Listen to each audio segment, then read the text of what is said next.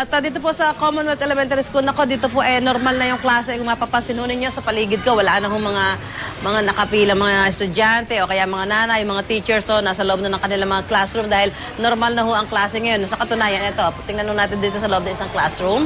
Ito po, ayan, ito po ay mga grade 1 student. At kung mapapansin nyo ninyo, kukunti lamang sila dahil meron nung silang tinatawag na parang special class. Ano? Yes. Ito yung mga matatalino mga estudyante. So, ang advance, mga 35 lang yung maximum number ng kanilang mga estudyante para to focus, maka-focus doon sa mga estudyante.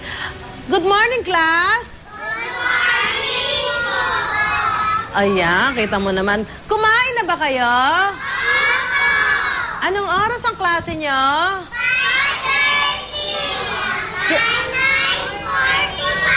Ayan, tita mo naman talagang ready na yung ating mga estudyante. So, gumising ba kayo ng maaga? Opo! Ano tinuturo ni Teacher Bayot? Opo! Ayan, ako, masyadong active na yung ating mga estudyante. Kasama natin si Director Luz Almeda ng DepEd NCR. Ma'am, kumusta po yung ating monitoring so far dito sa nakikita ko sa Commonwealth Elementary School? Parang normal na. Yes, maayos naman. Thank you very much po.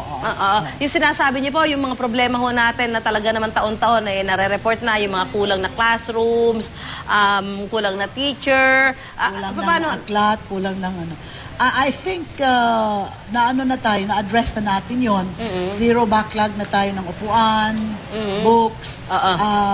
In fact, ngayon ito crack section, ito exceptional class. Kaya nakikita natin kunti-kunti lang, hindi talaga maximum. Para ho mas sila. So regular classes na tayo. First day. School opening June 3, regular classes na tayo. Kumusta ho yung monitoring natin doon sa yung sa K-12 implementation? Dito ngayon, nag-start na tayo yung enhanced K-12. Lahat ng schools in NCR are ready for the full implementation of K-12 for grade 2 and grade 8. Tapos na yung training, except yung orientation na lang sa ating mga magulang at saka sa mga PTA officials.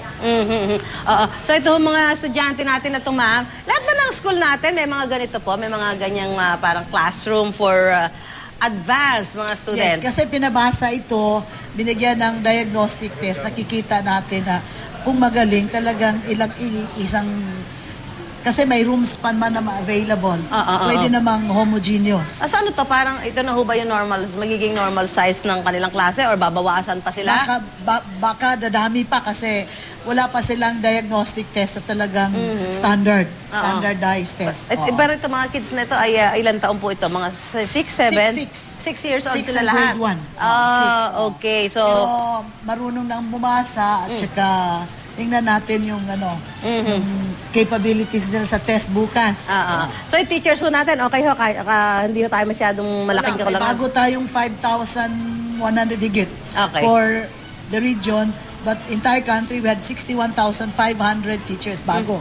So more or less natugunan na yung kakulangan ng mga guro. Okay, salamat po si Director Luz Almeda po ng DepEd NCR. Okay, class, thank you. Thank you, class.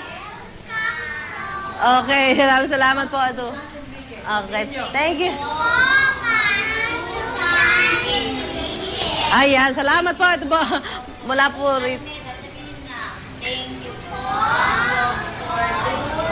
Almeda. Ayan, mga estudyante po dito sa Commonwealth Elementary School. Balik muna sa Maris. Salamat, Susan.